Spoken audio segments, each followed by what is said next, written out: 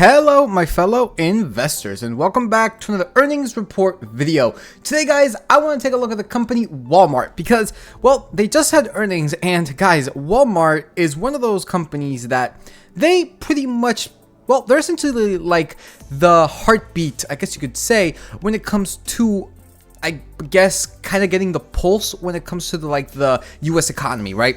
So especially when it comes to the consumer discretionary consumer sector side of things. So that's what I want to cover today, guys. We're going to take a look at their earnings, of course. We're going to take a look at their fundamentals on the 5-year scale, and then do a discounted free cash flow approach to see if at the current price this is looking like a buy. So with that said, let's get started with this analysis. So here we got Walmart's earnings summary. We got over here EPS non-GAAP of $1.84 beats by 13 cents. EPS GAAP beat by, look at that, EPS GAAP of $2.92 beat by $1.20. All of these numbers are massive, massive beats. Revenue actual $160.28 billion, which is a beat by $1.35 billion. All of these numbers are just saying, this is doing amazing. So far as of this past quarter, everything's going great. Now, I'm actually going to show you guys, well, their price today, because if we scroll up, you guys just saw all those numbers. Look at this, down 2.24%. And you're just like, wait a minute, what? What just happened? Yeah, the reason for this is actually kind of ridiculous. In fact, here it is. The reason why is because, well, Walmart's comparable store sales fell. That's it. That's literally it. So we got over here, you can see, at least when it comes to comparable sales per quarter, you can see that Q4 of 2022, here we got Walmart and Sam's Club, but you can see it was 8.8, then it went down to 7.3, and now it's down to 6.3. If we take a look at now, all of them, well, this is the same thing, but just on a table, you guys could pretty much just see that decline, pretty consistent decline right there. And when it comes to Walmart, we see that decline, and we see even more drastic decline when it comes to that of Sam's Club's comparable store sales. So that's the reason why this thing today fell 2.24%, even though they beat on all earnings. So let's actually jump now into their earnings, and of course this will be linked in the description below. We're gonna go over the highlights, the CEO's comments, and any forward-looking guidance, right?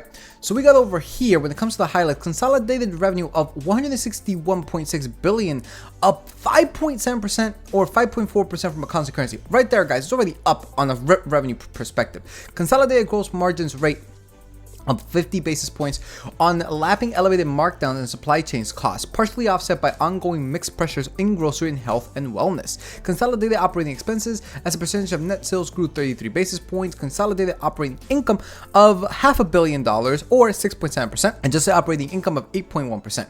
ROA at 5.6, ROI at 12.8, negatively affected by 140 basis points of discrete charges in Q3 and Q4. Global advertising businesses grew approximately 35%. Walmart comparable store sales up 6.4%, but again, we just saw that this is a decline from the past quarter and even from the past year, which is the reason why they fell today. And lastly, we got celebrating 65th anniversary of Bodega Aurora store sales in Mexico. Okay, well, all of that sounding great. All right, so let's take a look at what the CEO had to say over here. We got, quote, "We had another strong quarter around the world. Our customers and members are prioritizing value and convenience. They're shopping with us across channels, in-store, Sam's Club, and they're driving e-commerce, which was up 24% globally. Food is a strength, but we're also encouraged by our result in general merchandise versus our expectations when we started the quarter. Our associates helped deliver an increase in transaction counts and units sold, and profit is growing faster than sales." Wow. We're in good shape with inventory, and we like our position for the back half of the year. All of that sounding great. Now, let's actually come down over here, guys, because if we take a look at the balance sheet and liquidity, we can see a little bit more, especially when it comes to the free cash flow. We got cash and cash equivalents, $13.9 billion, total debts of $50.4 billion, operating cash flow of $18.2. That is an increase, $18.2 billion. That is an increase of $9 billion. Free cash flow of $9 billion, an increase of $7.2. All of this is looking great. Repurchased 8 million shares also year to date, or $1.2 billion. Guys, I'm looking at this and I'm just like, why did this fall? In fact, here is another reason why I'm just like so confused by this. We got the guidance. Take a look at this guidance, guys. They're actually increasing guidance when it comes to the third quarter. Consolidated net sales increase approximately 3%, consolidated operating income approximately 1% increase, and adjusted EPS of $1.45 to $1.50. And look at this. All of this is major increases, right? All of this is just major increases when it comes to the fiscal year of 2024, which, yeah, they're in the fiscal year of 2024. So guys, all of this is sounding great. Again, Rise's fiscal year 2024 outlook. So I'm looking at this and I'm just like, why did this fall today? 2.24%, and even aftermarket a quarter of a percent. So this is just an example of I have no idea what's going on. So let's jump now into the calculator. We got the ticker for WMT, market cap of 419.25 billion with a P of 37.52, current share price of $155.69. Obviously, we just saw the graph. You can see that we actually are very near 52-week highs, but you can see on the 1 year, this thing is up 11.59%. Year to date is up 8.42%. Coming back over here, they do pay out a dividend. In fact, they're very, very close, guys, to becoming a dividend king. One more year. A yield of 1.43, a payout ratio of 34.88, a 5-year CAGR of 1.86, ex-dividend date. Wow, ex-dividend date's actually coming up on December 7th. That's a little bit strange. Why is it December 7th? That's... Oh... yeah, okay, well, I'll have to take a look more into that, but that's a little bit strange right there. Payout, maybe this is incorrect. Payout date will be on January 2nd, and of course, they do pay their dividends quarterly. Coming back over here, let's input this number that we just saw, which is $2.28.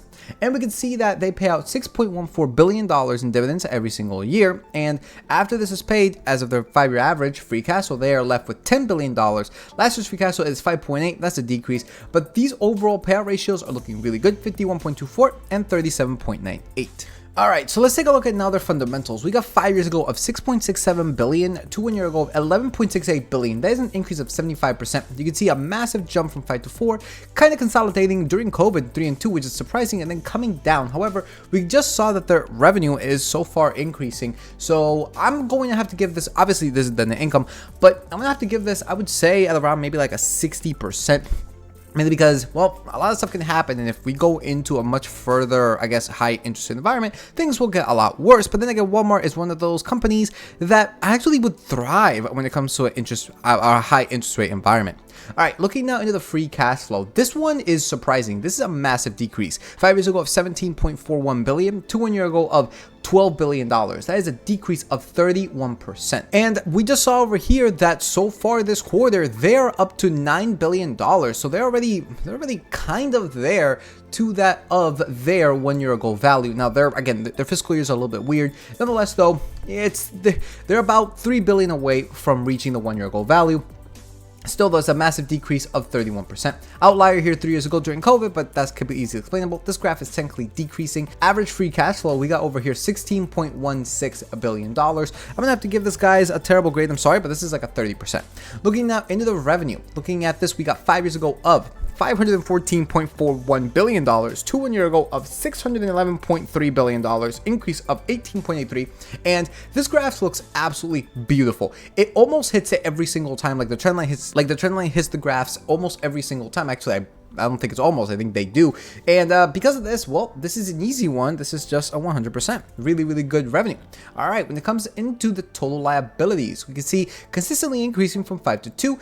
Dropped as of 1 year ago, but as of right now, they are bringing this up. Average total assets, it is 246.4 billion. Average liabilities, it is 160.3 billion. Doing this inference, we get $86.104 billion. I'm gonna have to give this, I would say, like an 85%.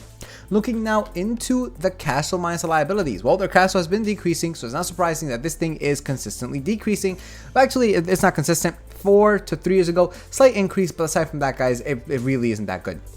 In fact, this 1 year ago, we got negative 147 billion with an average of negative 138.2. So I'm gonna have to give this, guys, I'm gonna give this a 5% because of that one time where they had a slight increase. Looking now at the shares outstanding, they have been buying back shares, and in fact, the earnings report just said we are buying back shares still. Look at this. We got 5 years ago of 2.88 billion shares to today of 2.7 billion shares. That is a decrease of 6.43 and a slight decrease from the previous year to the current year. All in all, though, this is looking perfect. That trend line hits that trend line hits every single graph almost every time. So I'm gonna have to give this guys a 100%. And lastly, when it comes into the cash equivalents, they currently hold $13.8 billion and an average of $12 billion.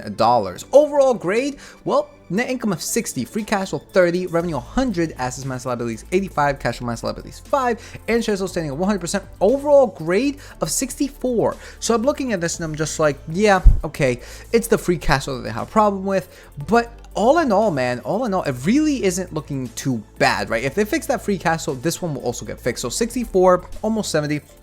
It really just comes down to valuation. So let's see what kind of valuation we get with this company. So let's take a look at this. Guys, not inputting anything, we got $35.58 to $21.83 adjusting for debt. All right, so let's input the share buyback, right? So they did around what, 6%, and they've been very, very consistent. So let's say that they'll do 5% as the median.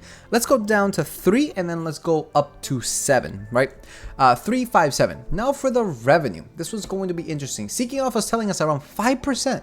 So I think that's kind of comparable, right? I think that's very, very comparable. And what they just did 6.4 in comparable source sales. So I'm gonna have to say roughly pretty much the same, right? 3, let's say 3, let's say 5, and let us say 7%. I think that's pretty fair. Guys, doing this, we get $40.79 to $48.78, and then adjusting for the $26.62 to $34.02, margin of safety of 5.10.15, $24.63 to $32.32. As it stands, this is looking very, very expensive. And again, guys, look at this, PE of 37. From this, you could have pretty much guessed that this was going to be expensive, and on top of that, they are pretty much near 52-week highs. So, okay, we saw a drop even though all their earnings were amazing, but honestly, that drop is again, every investment is the present value of all future cash flow. So right now, I'm looking at this company, I'm like, it's a good company to buy, but man, that valuation is just way too much to be worth around maybe like $50 or so, right? Depending on what your numbers are. So that's just my analysis on this and my numbers. Please use these calculators. They're available for free. Guys, make your own assumptions, right? Make your own assumptions. Again, this is not financial advice. This is why the earnings report is in the description below, and all of these are available for free. The only thing we ask for in return is something free in return, right? It is just like, subscribe, comment, help us grow the channel. Can we get to 3,000 in about 15 days? 3,000 subs in about 15 days? I don't know, but if we do, Mike will do face cam. So yeah, guys, that's really all we're asking for. We just want to grow the channel. We want to get big. We want to be able to help you guys in so many ways. We want to make other shows. We want to make all this stuff. So that if you guys would like to help, we're not asking for much. Again, like, subscribe, comment, and of course, share. And taking a look at this dividend, putting in $5,725, this nets us $83.84 in annual dividends. So let's take a look at the options chains for August 25th because, well, I mean, by the time you guys see this, the options will already be 0, right? This will come at 4 o'clock. So for August 25th, we can see that on the put side, this actually isn't looking too bad. You have a little bit of premium here and there. On the call side, again, kind of the same thing. All in all, though, for August 25th, here are a few of the options chains. So all in all, when it comes to Walmart, yeah, this is actually looking insane. I mean, their earnings crushed it, yet their price, from what I'm seeing, is looking very, very expensive. So guys, that pretty much does it. Again, make your own decisions. Tell me what you guys think about this company. Are you gonna buy it? What is your expectancy when it comes to like your target share prices? And let me know in the comment section below. All right, so with that said, that pretty much does it. Y'all can follow us on the new tech sites. Link is in the description below. So with that said, peace out, and we'll see you all next time.